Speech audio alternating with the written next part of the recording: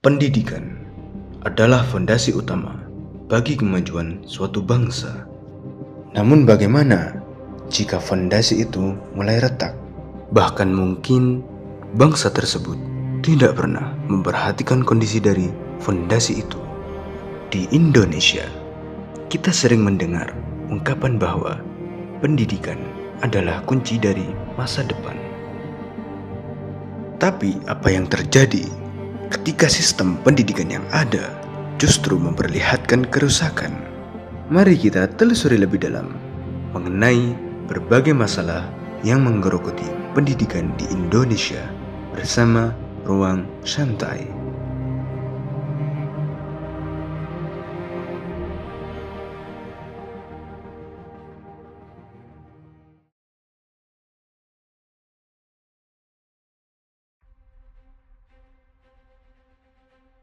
Salah satu masalah terbesar dalam pendidikan di Indonesia adalah kesenjangan akses dan kualitas. Di kota-kota besar, kita mungkin melihat sekolah-sekolah dengan fasilitas yang lengkap dan guru-guru yang berkualitas. Sebenarnya tidak semua berkualitas sih. Namun bagaimana dengan mereka yang tinggal di daerah terpencil? Di wilayah pedesaan, banyak sekolah yang masih kekurangan tenaga pendidik, fasilitas yang sangat minim, dan akses pendidikan yang sangat terbatas.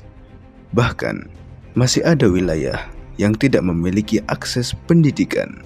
Anak-anak di beberapa daerah ini harus berjuang lebih keras hanya untuk mendapatkan akses pendidikan yang layak.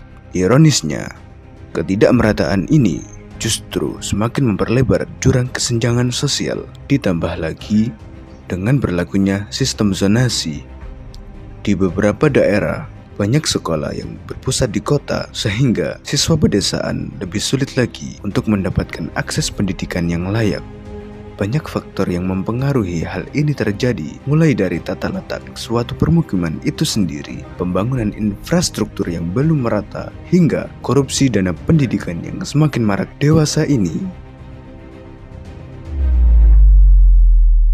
Korupsi terbesar ketiga di Indonesia itu di dunia pendidikan.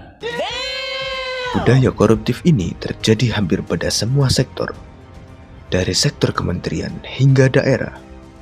Anggaran yang seharusnya digunakan untuk memperbaiki fasilitas sekolah, melatih guru, dan meningkatkan kualitas pendidikan seringkali disalahgunakan, baik untuk kepentingan pribadi maupun untuk kepentingan kelompok. Dana yang tidak sampai ke tangan yang tepat menyebabkan banyak proyek pendidikan yang terbengkalai. Ditambah lagi, beberapa oknum yang tidak bertanggung jawab seringkali melanggar aturan seperti melakukan pungli, suap-menyuap, hingga melakukan jual-beli bangku baik di tingkat siswa maupun posisi jabatan tertentu. Akibatnya, sistem pendidikan yang telah dirancang tidak dapat berjalan sebagaimana mestinya.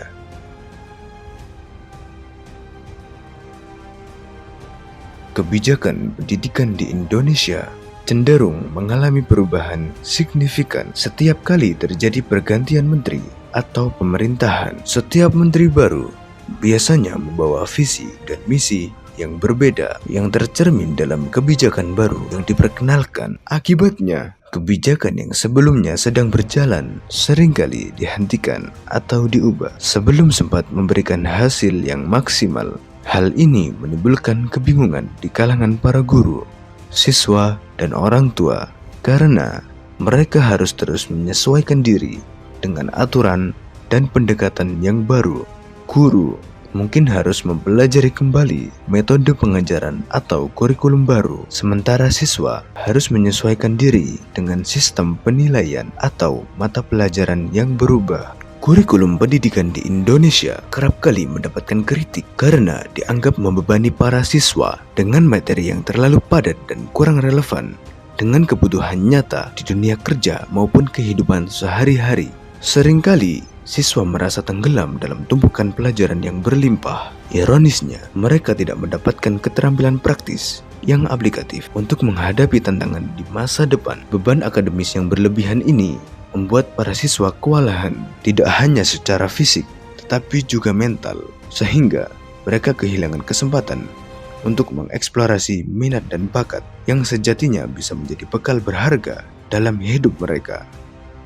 Di sisi lain, Para guru juga menghadapi tekanan yang tidak kalah berat. Mereka harus berusaha keras untuk menyelesaikan target kurikulum yang penuh sesak dan dalam waktu yang terbatas. Padahal keterbatasan waktu dan ruang ini seringkali menghambat guru dalam menerapkan metode pengajaran yang inovatif dan kreatif. Dalam situasi seperti ini, kreativitas yang seharusnya menjadi jiwa dari proses belajar mengajar terpaksa terpinggirkan, digantikan oleh upaya memenuhi tuntutan administratif dan standar yang ditetapkan. Akibatnya, pendidikan yang seharusnya menjadi proses yang menyenangkan dan inspiratif berubah menjadi rutinitas yang kaku dan menjemukkan, baik bagi siswa maupun guru itu sendiri. Ditambah lagi, gaji yang rendah membuat profesi guru kurang diminati, sehingga banyak sekolah kekurangan tenaga pengajar yang berkualitas.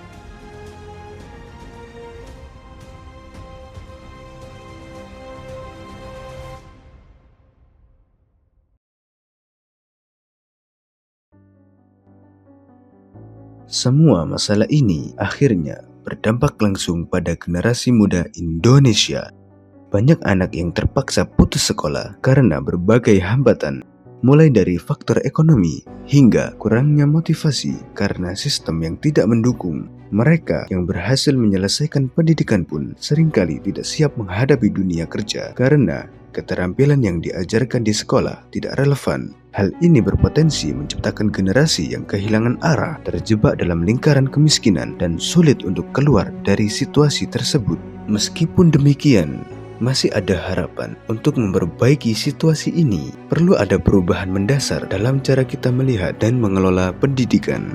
Pemerintah, masyarakat, dan pihak swasta harus bekerja sama untuk memastikan bahwa anggaran pendidikan digunakan dengan tepat, kurikulum disesuaikan dengan kebutuhan zaman, dan guru diberikan dukungan yang memadai. Pendidikan harus menjadi prioritas utama, bukan hanya sekedar retorika. Kita semua memiliki tanggung jawab untuk memastikan bahwa generasi berikutnya mendapatkan pendidikan yang layak dan mampu bersaing di masa depan.